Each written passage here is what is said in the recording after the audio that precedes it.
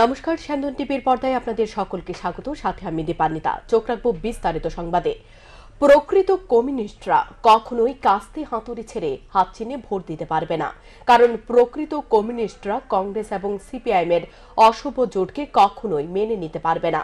বৃহস্পতিবার শান্তির বাজার মহকুমা নির্বাচনী জনসভায় এমনই অভিমত ব্যক্ত করলেন পশ্চিম ত্রিপুরা লোকসভা আসনের মনোনীত বিজেপি প্রার্থী বিপ্লব কুমার দেব। বৃহস্পতিবার শান্তির বাজার মহকুমায় পশ্চিম ত্রিপুরা লোকসভা আসনে বিজেপি মনোনীত প্রার্থী বিপ্লব কুমার দেবের সমর্থনে এক নির্বাচনী জনসভা অনুষ্ঠিত হয়।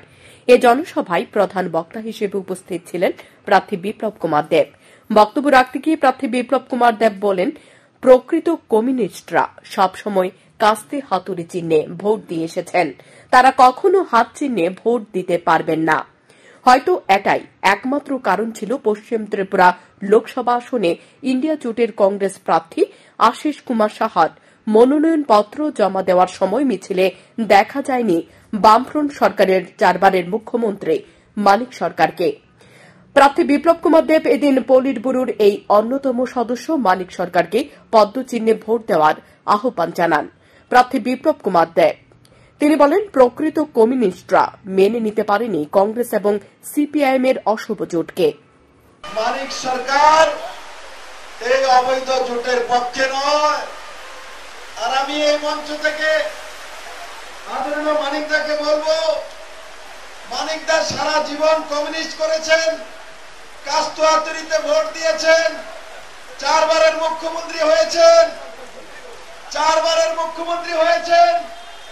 এবার শেষ বেলায় আপনার বয়স যখন 70-এর উপরে, তখন গিয়ে আপনি হাত চিহ্নে ভোট দেবেন।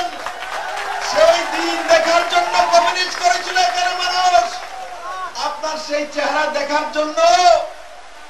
আমার তো বিশ্বাস হয় মানিকদের মতো মানুষ কংগ্রেসে ভোট দিতে পারবে না, আর হাত কাঁপবে।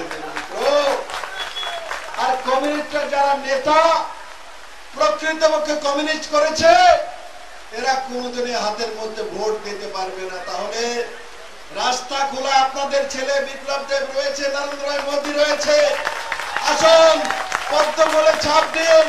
টিপরা মাথা যেভাবে পদ্ম বলে ছাপ দেবে, আমাদের হরেন্দ্র রিয়াং যেভাবে পদ্ম বলে ছাপ দেবে, মানিক বাবু আপনিও পদ্ম বলে ছাপ দেন। হাতে ছাপ দিয়ে কোনো লাভ হবে না, হাতে ছাপ দিয়ে কোনো লাভ হবে না। পদ্ম বলেই যদি আপনি ভোট দেন, তো ত্রিপুরার মানুষ আপনাকে ইজ্জত দেবে, সম্মান দেবে।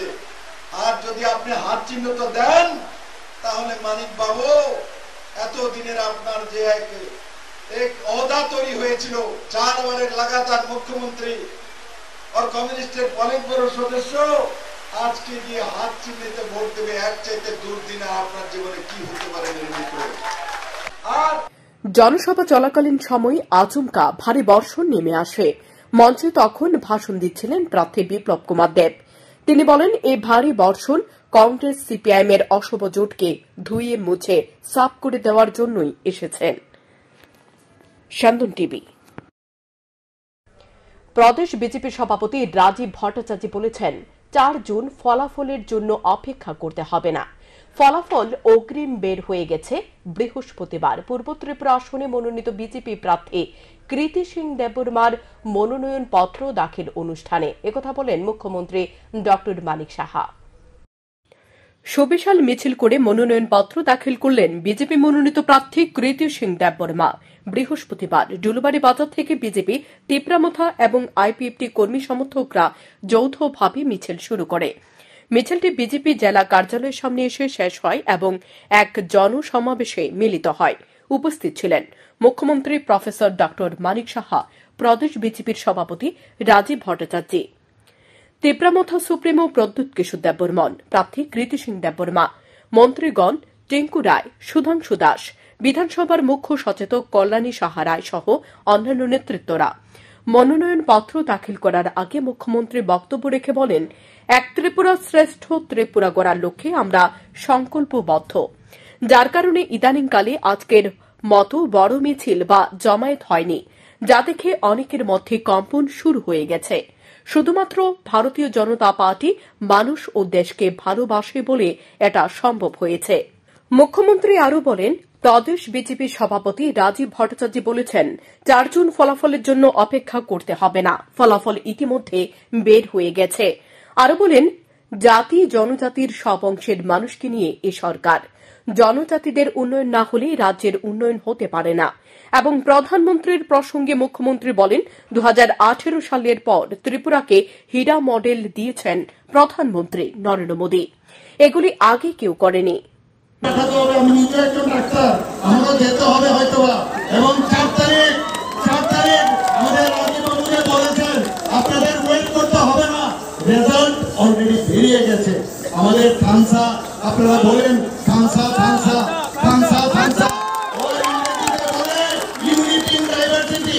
আমরা সবাই জাতি জনজাতি সবাই মিলে আমরা একসাথে ত্রিপুরাকে গড়ব, এই অঙ্গীকার আজকে আমাদের করতে হবে।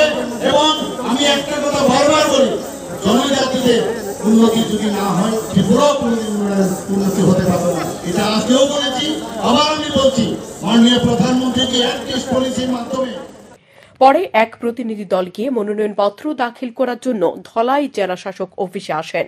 প্রতিনিধি দলে ছিলেন মুখ্যমন্ত্রী প্রফেসর ড মানিক সাহা, রাজীব ভট্টাচার্য, প্রদ্যুৎ কিশোর দেববর্মন, মন্ত্রী টিঙ্কু রায়, সুধাংশু দাস, প্রার্থী কৃতি সিং দেববর্মা, মুখ্য সচেতক কল্যাণী সাহা রায় সহ অন্যান্যরা। ধলাই জেলার জেলাশাসক তথা রিটার্নিং অফিসার সাজু ওয়াহিদের হাতে মনোনয়নপত্র তুলে দেন প্রার্থী কৃতি সিং দেববর্মা। মনোনয়নপত্র দাখিলের পর কৃতি সিং দেববর্মা জানান, জয় নিয়ে তিনি আশাবাদী। Well, I think we are very positive and we've got a fantastic team and we will definitely win the coming election. There's no doubt about it. We'll try our best and we will win. Thank you so much. অপরদিকে মুখ্যমন্ত্রী মনোনয়নপত্র দাখিলের পর জানান, ত্রিপুরার 2টি আসনে ভারতীয় জনতা পার্টি মনোনীত প্রার্থীদের জয় নিয়ে নিশ্চিত। বিশেষ করে দেশে 370 আসনের যে লক্ষ্যমাত্রা ভারতীয় জনতা পার্টি নিয়েছে তার চেয়ে অনেক বেশি, অর্থাৎ 400 আসনের অধিক নিয়ে বিজেপি ক্ষমতায় ফিরবে বলে অভিমত ব্যক্ত করেন মুখ্যমন্ত্রী। You are also a human being, no? So you should also say you have seen a large number of people have come here, and I am sure that we are going to win. And our Modi ji already said that our target is 370. I hope it will go beyond that. And our target is with the alliance partner we will go beyond 400. I don't know where it will go ultimately. So I'm sure that this time from east and west, both the constituencies, we are going to win. And today this east parliamentary constituency, our candidate is Maharani Kriti Singh Debarma Mahadaya. So along with her and our Motha founder Maharaja Kirit Bikram Pradyut Kishore Debarman, we all went to submit the nomination. এদিন মনোনয়নপত্র দাখিলকে ঘিরে ব্যাপক উচ্ছ্বাস লক্ষ্য করা গেছে দলীয় কর্মীদের মধ্যে। শান্তন টিভি। সম্পত্তি নিয়ে বিবাদকে কেন্দ্র করে ছোট ভাইয়ের হাতে রক্তাক্ত হল বড় ভাই। ঘটনা আমতলী থানার অন্তর্গত চারিপাড়া এলাকায়। রক্তাক্ত বড় ভাইয়ের নাম প্রদীপ সরকার। তিনি তাঁর ছোট ভাই সুদীপ সরকারের বিরুদ্ধে মামলা দায়ের করেছেন আমতলী থানায়। আমতলী থানার অন্তর্গত চারিপাড়ার বাসিন্দা প্রয়াত অভিলাষ সরকারের বড় ছেলে প্রদীপ সরকার বৃহস্পতিবার দুপুর 12:30 নাগাদ কথা বলছিলেন তার মা কবিতা সরকারের সঙ্গে। সে মুহূর্তে প্রদীপ সরকারের ছোট ভাই সুদীপ সরকার বাড়িতে এসে তার মায়ের সঙ্গে ঝগড়া শুরু করে। এই ঘটনাটি প্রত্যক্ষ করার পর এগিয়ে যায় বড় ভাই প্রদীপ সরকার। সে সময় কথা কাটাকাটি হয় বড় ভাই প্রদীপ সরকারের সঙ্গে তার ছোট ভাই সুদীপ সরকারের। সুদীপ সরকার আচমকাই একটি টেবিল তুলে বড় ভাই প্রদীপ সরকারের মাথায় আঘাত করে বলে অভিযোগ করে প্রদীপ সরকার নিজে। সঙ্গে সঙ্গে তিনি রক্তাক্ত হন, ফেটে যায় তার মাথা, আঘাত লাগে তার পিঠেও। প্রদীপ সরকার তখন তার স্ত্রীকে সঙ্গে নিয়ে চিকিৎসা করাতে যান হাপানিয়া ত্রিপুরা মেডিকেল কলেজে। প্রদীপ সরকার এবং তার স্ত্রী অভিযোগ করেছেন প্রদীপ সরকারের ছোট ভাই সুদীপ সরকার প্রতিনিয়ত পৈতৃক সম্পত্তিকে কেন্দ্র করে বাড়িতে ঝগড়া বিবাদ বাধায়। পৈতৃক সম্পত্তি একাই হজম করে নিতে চাইছে ছোট ভাই সুদীপ সরকার।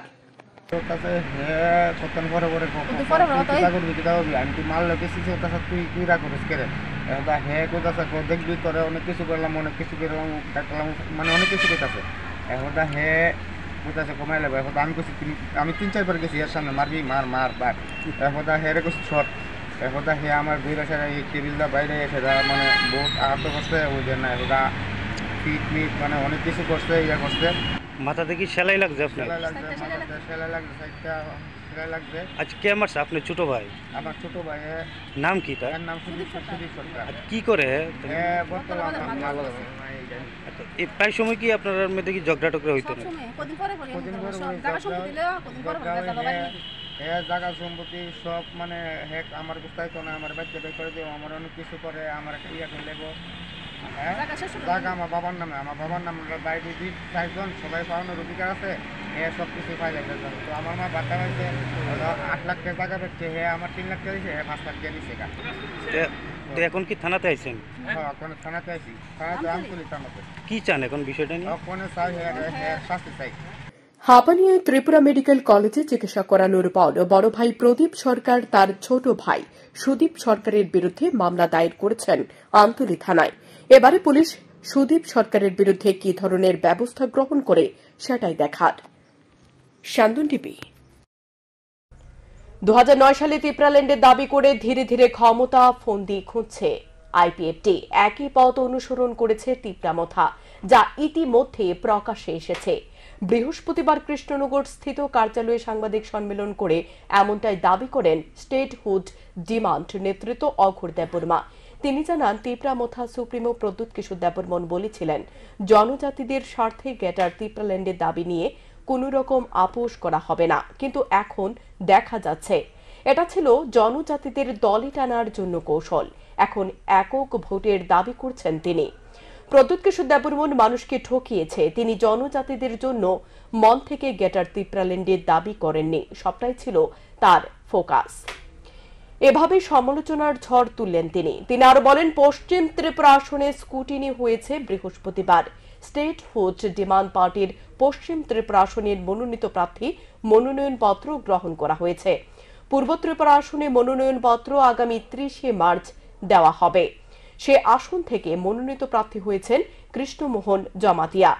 আরো জানান, সুষ্ঠুভাবে নির্বাচন যাতে সম্পূর্ণ হয় তার জন্য নির্বাচন কমিশনের কাছে দাবি করা হচ্ছে।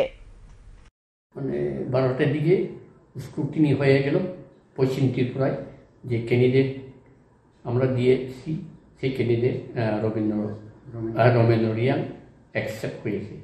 সে কারণে আজকে আমরা এটা প্রকাশ করার জন্য আপনাদেরকে আমরা আহ্বান করেছিলাম। রমেন্দ্রবাবু, আপনারা কয়টা সিটে দিয়েছিলেন? আপাতত এখন 1-2টাই দেব। আগামী 30 তারিখে আমাদের মনোনয়ন দেওয়া হবে। পূর্ব আসনে কে দাঁড়াতেছেন আপনারা? পূর্ব আসনে এক্স এমজিসি কৃষ্ণমোহন জমাতিয়া। অস্তিত্ব রক্ষার প্রশ্নে এটা কোনো কমানের নয়, সাম্প্রদায়িকতা নয়। কারণ একটা জাতিগোষ্ঠী তার অস্তিত্ব রক্ষার প্রয়োজন। যেহেতু 1984 সালে 23শে আগস্ট স্বর্গীয় ইন্দিরাজি শিক্ষিত ত্রিপুরাতে দিয়েছিল, সেই শিক্ষিতকে উন্নতি করার জন্য মানে আপগ্রেডেশন করার জন্য আমরা স্টেটহুড ডিমান্ড দাবি করছি ভারতীয় সংবিধানের 2-3 ধারা। এটাকে লক্ষ্য করে আমরা ক্যান্ডিডেট দিয়েছি। স্টেটহুড বলতে আপনি কি মানে আলাদা রাজ্য নাকি কি চাইতেছেন? এটা তো বাংলায় হলে আলাদা রাজ্য, আচ্ছা, আর ইংরেজি হলো স্টেটহুড। মানে শিক্ষিতকে আপগ্রেডেশন করার জন্য ভারতীয় সংবিধানের 2-3 ধারা। যেমন মিজোরাম আগে শিক্ষিত ছিল লোসাই ডিস্ট্রিক্ট, মেঘালয় আগে শিক্ষিত ছিল খাসি জয়ন্তিয়া গারো, আর নাগাল্যান্ড টেংসাং ডিস্ট্রিক্ট ছিল, এটা নাগাল্যান্ড হয়েছিল 1962 সালে। চৈত্র মেলায় ভিটি বন্টনে ব্যাপক অনিয়ম। আগরতলা পুর নিগমের উপর বিক্ষোভ দেখায় ব্যবসায়ীরা। সামনে নির্বাচন, এরই মধ্যে চৈত্র মেলায় ভিটি বন্টনে ব্যাপক অনিয়ম। পয়সার বিনিময়ে বিক্রি করে দেওয়া হয়েছে প্রায় 2 শতাধিকের অধিক ভিটির টিকিট বলে অভিযোগ। আর ভোর 3টা থেকে লাইনে দাঁড়িয়ে শেষ পর্যন্ত পরিশ্রমের জলাঞ্জলি দিল ক্ষুদ্র ব্যবসায়ীরা। প্রতিবাদে দুপুরের নাগাদ আগরতলা পুর নিগমে বিক্ষোভ দেখায় ব্যবসায়ীরা। তাদের অভিযোগ, গত 26শে মার্চ ভিটি বন্টনের টিকিট বিলি করা হয়। তারা এসে দীর্ঘ লাইনে দাঁড়িয়ে থাকার পর তাদের নিগম থেকে জানিয়ে দেওয়া হয় আর কোনো টিকিট দেওয়া হবে না। পরবর্তী সময়ে পত্রিকার মাধ্যমে জানিয়ে দেওয়া হবে আবার কবে নাগাদ থেকে দেওয়া হবে। শেষ পর্যন্ত 12 ঘন্টা দাঁড়িয়ে থেকে পুলিশের তাড়া খেয়ে বাড়ি ফিরে ক্ষুদ্র ব্যবসায়ীরা। তারপর বুধবার অর্থাৎ 27শে মার্চ খবরের কাগজে ভিটি বন্টনের জন্য ফর্ম বিতরণ করার জন্য দিনক্ষণ জানিয়ে দেওয়া হয় 28শে মার্চ। তারপর যথারীতি বৃহস্পতিবার ভোর 3টা থেকে লাইনে এসে দাঁড়িয়ে থাকে ব্যবসায়ীরা। সকাল 9টা থেকে যখন ফর্ম বিলি করা শুরু হয় তখন দেখা যায় 679টি ফর্মের মধ্যে 180টি ফর্ম শেষ হওয়ার পর সরাসরি চলে গেছে 400 নম্বরে। সাথে সাথে শুরু হয় হুলস্থুল। ব্যবসায়ীদের বক্তব্য, প্রায় 200টি টিকিট বিক্রি করার ফলে তারা টিকিট পায়নি। তাদের আরও অভিযোগ, ফর্ম জমার আগেই তারা অনেকের কাছে কুপন দেখেছে, সুতরাং চুরি করে এই কুপনগুলি বিক্রি করে ফেলেছে বলে অভিযোগ ব্যবসায়ীদের।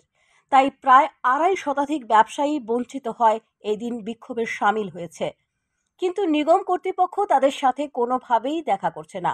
নিগমের নিচু স্তরের কর্মীরা জানিয়ে দেন আধিকারিকরা নির্বাচনী কাজে ব্যস্ত আছেন, সুতরাং তাদের সাথে দেখা করার কোনো অধিকারই নেই বলে জানিয়ে দেন ব্যবসায়ীদের। তারা তলে তলে 180 পরে গেছে 400 এই মাছের টুকেনটি কই গেল গা মাছের টুকেনটা যদি না যেত আমরা জনসাধারণ গরিব মানুষ আমরা হয়ে যেতাম। আমরা এত বছর আজকে আমরা 20 থেকে 25 বছর ধরে আমরা ইলেকশন করি, এরকম হাঙ্গামা কোনোদিন হয়েছে না, এরকম হয়েছে না। গতবার হয়েছে, এবার এরকম সাধারণ আমি আমার নিজের গায়ে একটা শ্বাসটা হারিয়ে গেছে, আমি এমন যাতাকে যাও বুকা বাসার করছে। আমি আজকে জীবিত গাইছি, আমার কাগজ সব আছে। আজকে আইসে না আমি ডিএমের সামনে লাইন আসলাম। আমি আজকে শৃঙ্খলাভাবে গেট থেকে লাইন ধরা হইব, শৃঙ্খলাভাবে লাইন ধরে গেছে গেটের মাঝ অব্দি কি হয়েছে, তারা ফর্ম নাই। ফর্মে দিলে আমরা এই মানুষটা কি করবো? সবাই যারা যারা পাইছে তারা পাইছে, আমরা কি করতে আগের সিস্টেমে দেওয়া হয়েছে না, আগে যেভাবে দেওয়া হয়েছে এবার কোনো দেওয়া হয়েছে না। এবার তারা আমার কত হয়েছে 180 জন পাইছে টিকিট, 180 থেকে 400 গেল কেমনে? মাঝের টিকিটটি কই? এটা কেমনে গেল গা? এটা যদি না যাইতো আমরা এই গরিব মানুষ হয়ে যাইতাম। আমরা আজকে দেখেন বাচ্চাকে আমরা চেহারা দেখে আমরা পর্যন্ত কতটুকু আমরা হেসনস্ত হইতাছি, আমরা কতটুকু সেই রোদের মধ্যে দাঁড়াইছি। তাহলে আজকে অনেক উপরে গেছি, উপরের দিকে নেচে বেড়াইছে, নেচে মধ্যে বেড়াইছে, টিকিট নাই কইতে তো টিকিট না থাকলে টিকিট কই গেছে? কোন মধ্যে যে 180 পরের থেকে 400 গেছে, এই টিকিটটি কই গেছে? প্রতি বছরে চৈত্র মেলার জন্য চাতক পাখির মতো থাকে এই ক্ষুদ্র ব্যবসায়ীরা, কিন্তু তাদের সাথে এ ধরনের বঞ্চনা সাধারণত অত্যন্ত পরিতাপের বিষয়, কারণ তারা সকলেই ক্ষুদ্র ব্যবসায়ী। সারা বছরে ঋণ পরিশোধ করার জন্য বছরে এই কয়েকটা রৌদ্রে বৃষ্টি ভিজে এই দিনের আশা করে। সূত্রে খবর, মণ্ডল নেতাদের চাহিদা অনুযায়ী বাঁকা পথে কিছু ফর্ম দিলে হয়েছে, যে ফর্মগুলির মাধ্যমে এলাকার দলীয় কর্মীদের মধ্যে বন্টন করা হবে। যাই হোক, এই বিষয়ে স্পষ্ট জানিয়েছে বঞ্চিত ব্যবসায়ীরা। তারা বলেছে যদি তারা এবার বঞ্চিত হয় তাহলে কাউকেই ব্যবসা করতে দেবে না, কারণ এবছর নতুন নিয়ম করে তারা ফর্ম বিলি করছে। দীর্ঘ বছরের অভিজ্ঞতায় তারা এই ধরনের নিয়ম দেখেনি। সান্দন টিভি। এখনকার মতো সংবাদ এ পর্যন্তই। চোখ রাখুন সান্দন টিভির পর্দায়। শুভরাত্রি।